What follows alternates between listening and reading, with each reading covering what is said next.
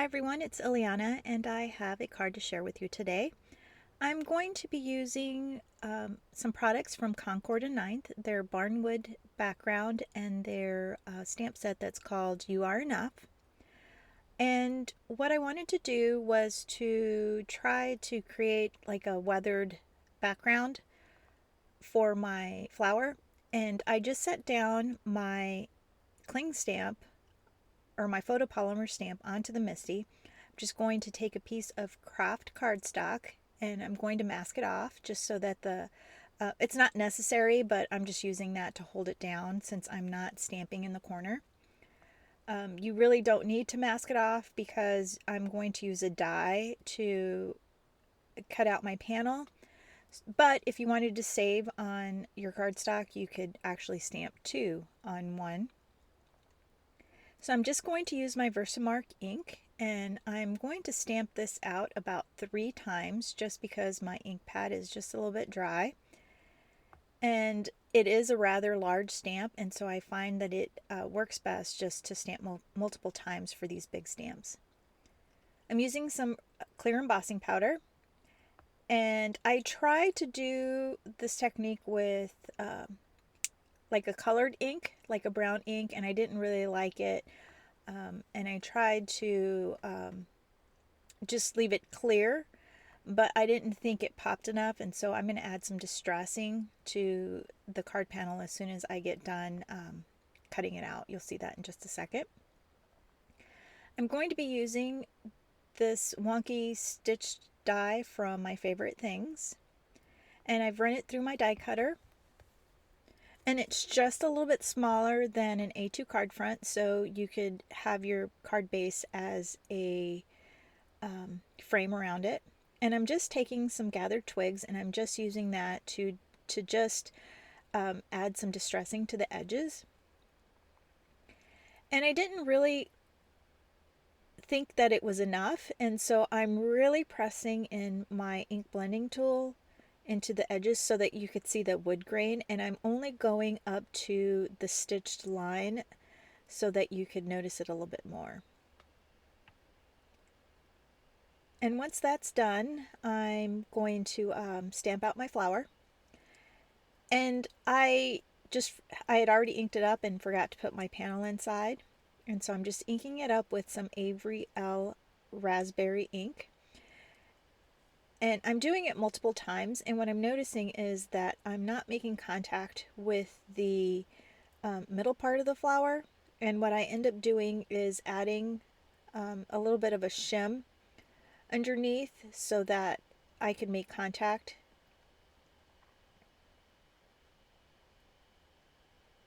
And you'll see me ink it up several times just so that I get a nice deep color. And the ink does stay wet quite a bit, so you want to make sure that it's dry. And see, it's not inking up in that center spot, so I'm just going to add some cardstock to underneath it, and so now I can get a good impression.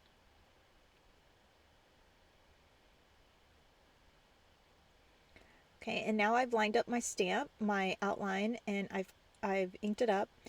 And I wanted to color in the stem, and I don't need to be precise with it because I am going to fussy cut around it.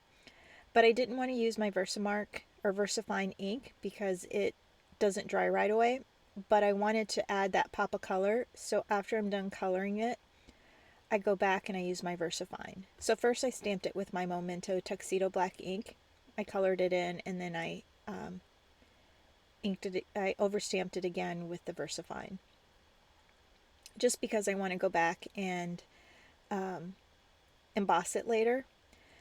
Now the smaller petal that comes in the stamp set, I needed to stamp the outline so that I could use the outline to line up my stamp. If you're going to make multiple of these, you could probably set up your images so that you can stamp the larger part of the flower, then do the extra petal, and then do your black outline, but you need to have that black outline to determine where this stamp goes. I'm using some strawberry slush from Stamping Up. Now I'm going back and adding some black Versafine to the top of that because it did go over that pigment ink. And now I'm adding my clear embossing powder. And because I stamped the Stampin' Up! Ink a couple of times, the ink is still a little wet, and so the embossing powder is sticking to it, but I'm okay with that because it's going to add some really interesting texture to that flower once I melt it with my heat gun.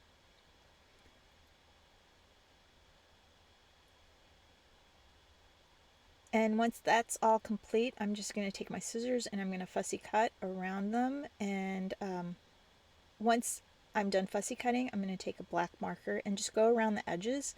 It's really going to make that cutout look finished. So if you don't cut it out perfectly, you could use the black marker to hide those imperfections, and it'll make it look like it was cut out perfect.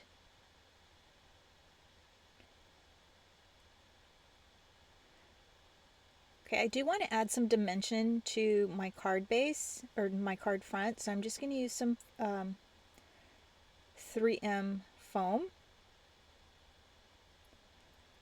And I started to take off all of the backings to the foam and decided just to do the center one. That way, if I don't line it up perfectly, I don't have to pull up a lot of adhesive.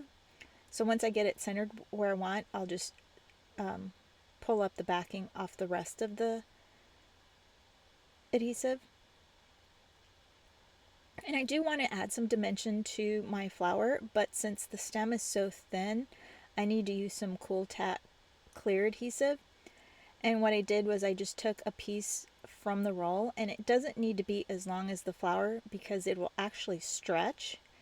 So I've taken a little piece and put it on the backing of one of the strips. That way I could cut down into a really thin strip to go behind that flower stem. It is super, super sticky, and it kept sticking to my fingers.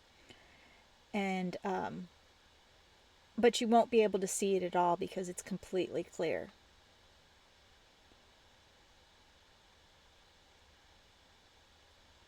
And I should have put my foam on the rest of the flower, but I totally missed that when I was positioning it. And I have to go back and put my foam underneath the flower. And I don't want to use my clear because it is more expensive. So I'm going to go back to my 3M and just tuck it in underneath my flower.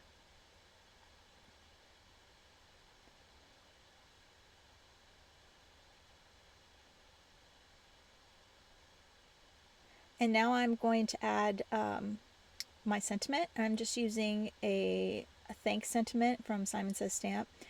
I cut it out from some glossy black paper from Ellen Hudson, and I'm just using some plain black cardstock. And I'm just going to put some multi-matte medium on each of those and then just stack them together instead of using foam tape.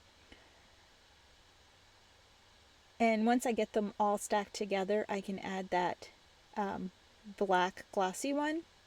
Now the black glossy one, it does have white edges, so I did have to take my marker to it so that you couldn't see it. And then I'm going to add that to my card. But what I didn't realize is that I wanted the S to overlap so that it looks connected.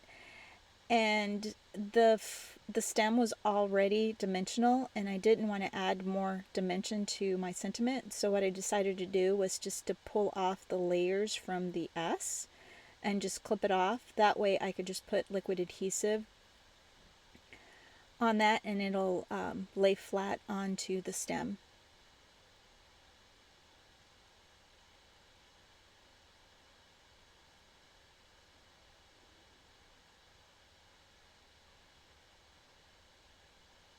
I'm just going to use my tweezers so that I don't get my fingers, any glue on my fingers, and then ruin the glossy finish on my cardstock.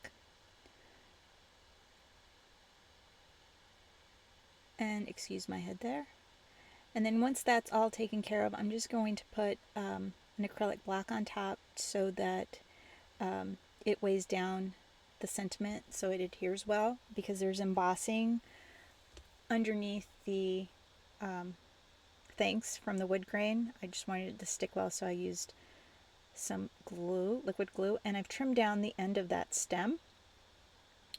And now I'm going to use some Nuvo drops, the clear one, to create little water droplets on my card, and I'm going to thump it onto the back so that it flattens out those peaks. And I'm just adding a little bit to the center of each of the flower. And it does take a while for this to dry, and so I let it dry overnight, and then I came back the next morning and it was completely clear. And you can use glossy accents. I think it would have the same effect. Thanks so much for watching, and I hope you like this video. Please be sure to give it a thumbs up and don't forget to subscribe. Have a great day. Thanks for watching.